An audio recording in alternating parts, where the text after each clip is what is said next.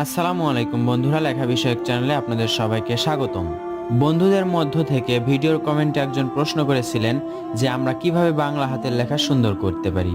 তো বন্ধুরা, আজকের এই ভিডিওতে আপনাদেরকে বোঝানোর চেষ্টা করব কিভাবে বাংলা হাতের লেখা সুন্দর করতে হয়।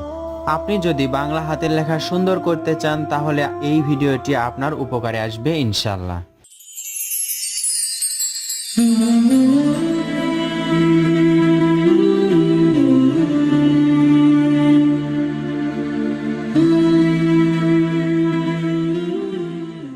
এখানে ভিডিওতে আপনারা দেখতে পাচ্ছেন 3 লাইনে বাংলা সুন্দর লেখা। বাংলা লেখা সুন্দর করতে হলে আপনাকে প্রথমেই বর্ণমালা অবশ্যই সুন্দর হতে হবে।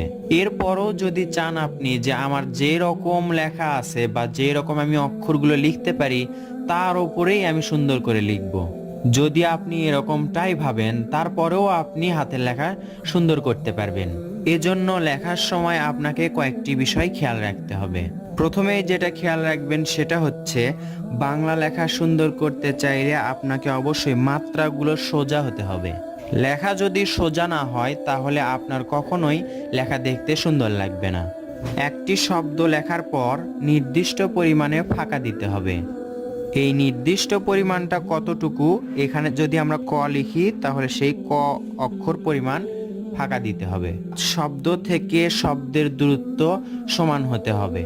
এরপর একটি লাইন থেকে নিচের আরেকটি লাইনের দূরত্ব, এর মাঝে যে গ্যাপটি থাকে সেটা প্রত্যেকটি লাইনের মধ্যেই সমান দূরত্ব রাখতে হবে। এখন আপনাদেরকে একটু লিখে বোঝানোর চেষ্টা করব, তাহলে আপনাদের বুঝতে একটু সুবিধা হবে। এখানে আমরা লিখছি আমাদের সবচেয়ে আপন, স্বরে আ, ময় আকারে মা, দয় একারে দে আর র। আমাদের সবচেয়ে সবচেয়ে আপন, স্বরে আ, প আর দন্ত ন, আপন। এখানে দেখতে পাচ্ছেন প্রথমেই মাত্রাটা দিতে হবে একেবারে সোজা। যখন লিখবেন লেখার আগে মাত্রা টানবেন, একটা অক্ষর লিখবেন তার আগে মাত্রা টানবেন, তারপর এই অক্ষরটা লিখবেন। এরকম লেখার পর তারপর আবার আরেকটা অক্ষরের জন্য এভাবে মাত্রা টানবেন। যে অক্ষরের মাত্রা নেই সে অক্ষরে মাত্রা টানবেন না। এরপর শব্দ থেকে শব্দের দূরত্বটা একই স্পেসে রাখবেন। আমাদের সবচেয়ে আপন, এর মাঝে এখানে যতটুকু ফাঁকা, এরপর সবচেয়ে পর এখানেও ততটুকু ফাঁকা। সবচাইতে বেশি ইম্পর্টেন্ট সেটা হচ্ছে নিচের যে দাগটা, এটা হচ্ছে আমাদের মনে করতে হবে এটা হচ্ছে কল্পনা রেখা। এখানে তো আমরা দাগ দিব না বা দাগ দেওয়ার কোনো প্রয়োজন নেই। এইখানে যে দাগটা দেখতে পাচ্ছেন এটা হচ্ছে কল্পনা রেখা। এই দাগটা যদি মনে মনে ধরে যদি সমান করে নিতে পারেন তাহলে আপনার বাংলা লেখা একেবারে সুন্দর আসবে। আপনার অক্ষরগুলো যে রকমই হোক না কেন, যদি অক্ষরগুলো সুন্দর হয় তাহলে তো মাশাআল্লাহ অনেক সুন্দর হবে। কিন্তু যদি আপনার অক্ষরগুলো সুন্দরও না হয় তারপরেও যদি এরকম নিচের দাগটা সমান করে রাখতে পারেন, অর্থাৎ দুই দাগের মাঝে এরকম দুইটা দাগ রাখছি আমি বা দুইটা দাগ দিচ্ছি, এর মাঝে যদি অক্ষরগুলো পুরোপুরি উপর থেকে নিচ পর্যন্ত প্রত্যেকটা অক্ষর নিয়ে আসতে পারেন, সবটা অক্ষর একেবারে ওপর এবং নিচের দাগ পর্যন্ত ভরে ভরে থাকলে তাহলে অক্ষর বা শব্দগুলো দেখতে অনেক সুন্দর লাগবে এবং লাইনগুলোও সুন্দর লাগবে। এখানে যদি আমরা নিচে একটি দাগ দিই, দাগ দিলে দেখা যাবে প্রত্যেকটা অক্ষর এই নিচের দাগের সাথে একেবারে সমান সমান ভাবে লেগে যায়।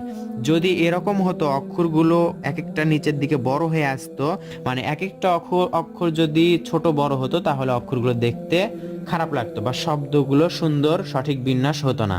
তাই শব্দ সুন্দর করতে হলে অবশ্যই অক্ষরগুলো একই মাপ করতে হবে। একই মাপ করতে চাইলে আপনাকে নিচে এরকম একটা কল্পনা দাগ দিতে হবে, মনে মনে দিতে হবে, অথবা আপনি চাইলে এভাবে দাগ দিয়ে প্রথমে প্র্যাকটিস করে নিতে পারেন।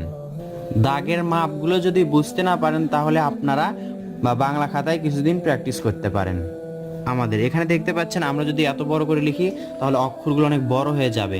যদিও নিয়ম এরকম করে অনুশীলন করার পরে গিয়ে আস্তে আস্তে ছোট করার, কিন্তু আপনাদের এরকম করতে করতে যদি বড় মনে হয় বা এটা দেখতে আপনাদের খারাপ লাগে তাহলে আরেকটি কাজ করতে পারেন। সেটা হচ্ছে এই দাগের মাঝে দেখুন প্লাস্টিকের স্কেল দিয়ে এভাবে ধরবেন, ধরে আপনার যেই মাপটা পারফেক্ট মনে হবে সেরকম মাপে হালকা করে টানবেন। প্রত্যেকটা দাগে এরকম করে হালকা করে টানবেন, তারপর দেখুন কলম দিয়ে বা পেন্সিল দিয়ে হোক এরকম করে লিখবেন। আমাদের এরকম নিচের যে দাগটা আছে সেই দাগের সাথে একেবারে লেগে লেগে দিবেন। আকার বা সবগুলো অক্ষর নিচের দাগের সাথে লেগে দিবেন। একারও এর থেকে বেশি বড় করবেন না। দেখুন, তারপর দেখুন, এখানে দেখুন কতটা সুন্দর লাগছে। এরকম করে যদি আপনারা বেশ কিছুদিন প্র্যাকটিস করেন বা অনুশীলন করেন, দেখবেন আপনার হাতের লেখার মানে অক্ষরের মাপগুলো সবগুলো একেবারে সমান হয়ে আসবে। আর আপনি যদি মনে করেন না বাংলা খাতায় অনুশীলনের দরকার নেই, আমি গণিত খাতাতেই এভাবে লিখতে পারবো, তাহলে তো মাশাআল্লাহ কোনো কথাই নেই। শুধুমাত্র কয়েকটি বিষয় মাথায় রাখলেই, সেটা হচ্ছে কি, আবার বলি, সেটা হচ্ছে কি লাইনগুলো উপরের মাত্রাগুলো সোজা রাখতে হবে, মাত্রাগুলো সোজা রাখতে হবে। এরপর শব্দ থেকে শব্দের দূরত্ব পরিমাণ রাখতে হবে। এরপর নিচের যেই দাগটা আপনারা যেই এগুলো অক্ষরগুলো লিখছেন, এই নিচের দাগটা সাথে প্রত্যেকটা অক্ষর সমানভাবে থাকতে হবে। এরপর কি বললাম, লাইন থেকে আরেকটা লাইনের দূরত্ব, এর মাঝের যে স্পেসটা, আপনারা যদি বুঝতে না পারেন যে লাইন থেকে লাইনের দূরত্বটা কতটুকু হবে, ভিডিওতে দেখেও যদি আইডিয়া না করতে পারেন, তাহলে একটা কাজ করবেন, সেটা হলো প্লাস্টিকের স্কেল এভাবে ধরবেন। দেখুন, একেবারে এই স্কেলটা না যতদূর আছে ততদূর পর্যন্ত মাথায় ধরবেন, একেবারে ওপর থেকে নিচ পর্যন্ত এখানে দেখতে পাচ্ছেন হাফ ইঞ্চি পর পর এরকম করে দাগ দিবেন, সোজা করে ধরে দাগ দিবেন। দাগ দেওয়ার পর আপনারা কি করবেন, এভাবে পাতাল দিকে স্কেলটা ধরবেন, এরপর এভাবে হালকা করে দাগ দিবেন। হালকা করে দাগ দিলেই দেখবেন আপনার 18 কি 19 লাইনের মতো দাগ হবে।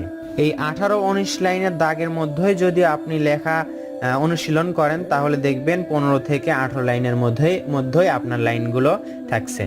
আর সেটাই হবে বাংলা লেখার জন্য পারফেক্ট মাপ।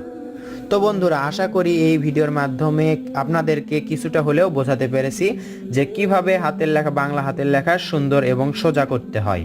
একটু ভালোভাবে বোঝাতে গেলে ভিডিওটি একটু বড় হয়ে যায়। আমি চেষ্টা করি ভিডিওটি শর্ট করার, যতটুকু শর্ট করা যায় অল্প সময়ের মধ্যে বোঝানো যায়। ভিডিওটি উপকারে আসলে লাইক করবেন এবং কমেন্ট করবেন আপনার মতামত জানানোর জন্য, শেয়ার করবেন অন্যান্য বন্ধুদের মাঝে। দেখা হবে ইনশাআল্লাহ নতুন ভিডিওতে। আসসালামু আলাইকুম।